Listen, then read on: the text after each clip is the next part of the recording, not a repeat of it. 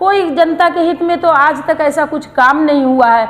हमेशा आप कॉरपोरेटर के हित में काम करते हो, लुटेरों के हित में काम करते हो। लुटेरे को माफ़ी देने का एक्ट कहाँ से ले आए? सालों से कारोबार बंद हो गया, डेवलपमेंट पे, रोजगार पे, एजुकेशन पे तो बात ही नहीं करती सरकार। 6 साल से बस इधर का मुद्दा उधर का मुद्दा यही जहर ला रहे हैं, पीओ इंडिया, जियो इंडिया, जिसके लिए जनता एग्री ही नहीं है। जो चीज़ लेने के लिए वो लेने के लिए ले लो ले लो ले लो, ये एक कानून ले लो जिसके खिलाफ लोग बैठे हुए हैं। मैं कनीज़ फातिमा, सबसे पहले मैं आपका शुक्रिया अदा करना चाहती हूँ कि आपने मुझे बोलने का मौका दिया। मैं शाहीन बाग से हूँ। जो लोग भी शाहीन बाग को बताना चाह रहे थे कि मतलब ये सिर्फ मुसलमानों के लिए शाहीन बाग बना है या सीए रिजेक्ट करने को जो महिलाएं बैठी हैं, ऐसी कोई बात नहीं थी।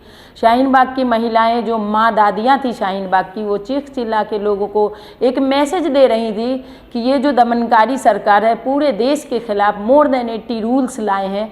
अभी बिल होता है, पलक झपकते एक्ट हो जाता है। ये सारे एक्ट ऐसा जहर है जिसको सरकार कह रही है कि पिएगा इंडिया तो जिएगा इंडिया। ये अभी किसान ही लेके, जो किसान के खिलाफ बिल है, ये ओनली सिर्फ फसलों की नहीं है लड़ाई, ये हमारे आने वाले नस्लों की लड़ाई है। और जो शाहीन बाग अब भारत का एक रूह है, एक ऐसा प्लेटफार्म है शाहीन बाग जहाँ से कई ऐसे श्रद्धालुओं हैं जो जिन्होंने इन माँ दादी का आशीर्वाद लिया है और शाहीन बाग की धरती को नमन किया है।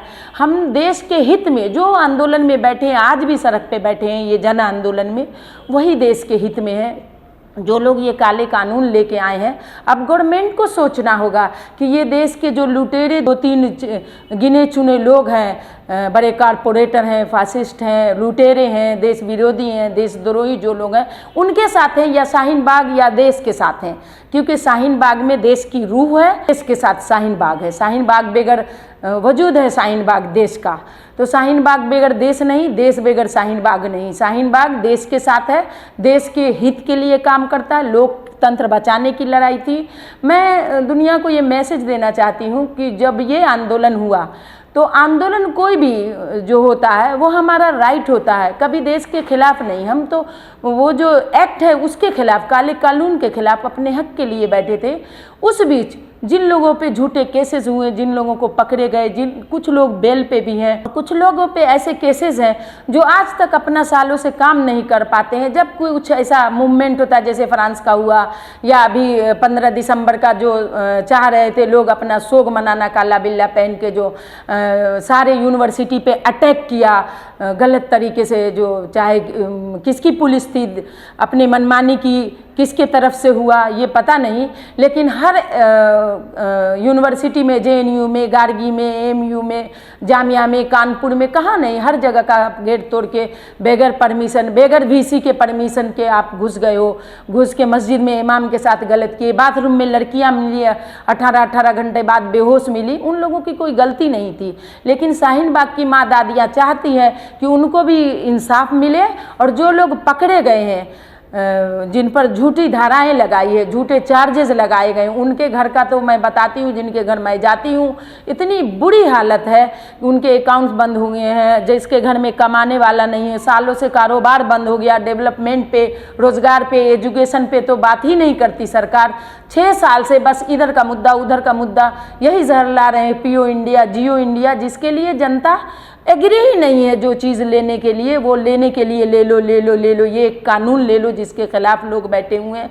मैं सरकार से भी मतलब हाथ जोड़ के रिक्वेस्ट करती हूँ कि इन सब कानूनों में कुछ रखा नहीं हुआ। देश को बांट के आप थक गए हो, देश को बांटते बांटते, लोगों को बांटते बांटते अब ये जन आंदोलन में लोगों को समझ में आ गई है कि जब डेवलपमेंट का काम कर रही है तो सरकार हमारी है, हमारी चुनी हुई सरकार है, हम उसका सम्मान करते हैं। जब रोजगार पे काम कर रही हो, जब शिक्षा और सिक्योरिटी पे काम करते हो, हेल्थ पे, एजुकेशन पे काम करते हो, तो सरकार है हमारी, तब उसका हम वेलकम करते हैं।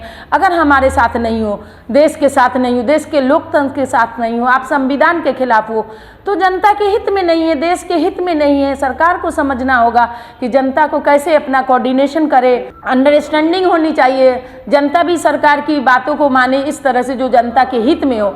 कोई जनता के हित में तो आज तक ऐसा कुछ काम नहीं हुआ है। हमेशा आप कॉरपोरेटर के हित में काम करते हो, लुटेरों के हित में काम करते हो। लुटेरे को माफ़ी देने का एक्ट कहाँ से ले आए?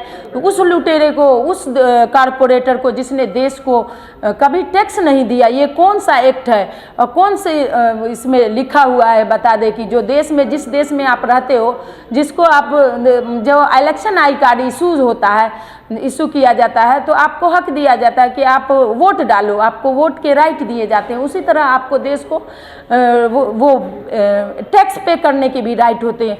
तो कहाँ से वो देश के होंगे? वो तो देश विरोधी होंगे जो देश को टैक्स भी नहीं पे किए आज तक।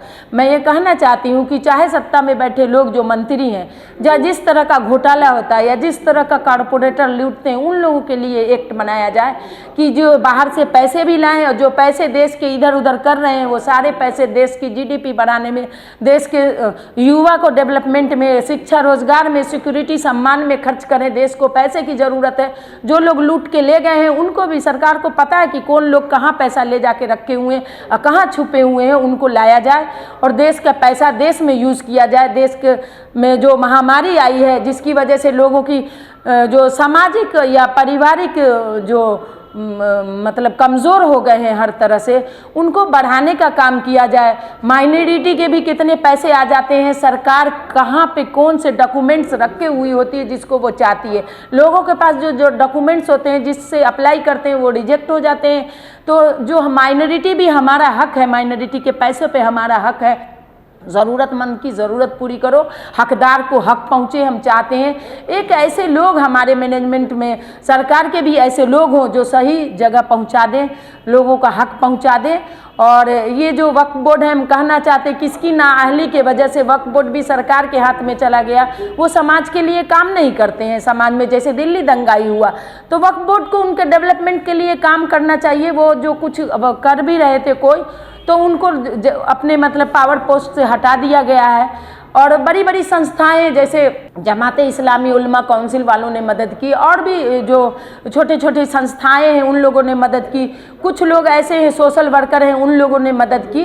तो देश में कुछ आपदा विपदा आता है तो एक ऐसी चीज़ बनानी चाहिए, एक ऐसी कमेटी कि जहाँ भी कुछ मिसहैपनिंग होती है, कुछ बर्बादी होती है, तो उसको सर्वाइव करने के लिए पूरी मदद करे, जो सरकार से और हमारे समाज से जिनका कोऑर्डिनेशन हो। चाहे हमारे एमएलए भी हो सकते हैं, उसमें हमारे काउंसलर भी हो सकते हैं, हमारे बड़े बड़े सोशल वर्कर भी हो सकते हैं। जो लोग भी इसमें काम करना चाहते हैं, लोगों को फलाह व बहबूद का फ़ायदा देना चाहते हैं, जो लोग इसमें मतलब इच्छुक हैं कि हम लोगों को फ़ायदा पहुँचाएं और मतलब कुछ अच्छा करना चाहते हैं देश और समाज के लिए, वो लोग हिस्सा लें, आगे आए। और इस काले कानून को मैं फिर बार बार हाथ जोड़ के रिक्वेस्ट करती हूँ सरकार से कि जो भी काले कानून आए हैं वो देश के हित में नहीं है, वो वापस ले ले सरकार। Thank you.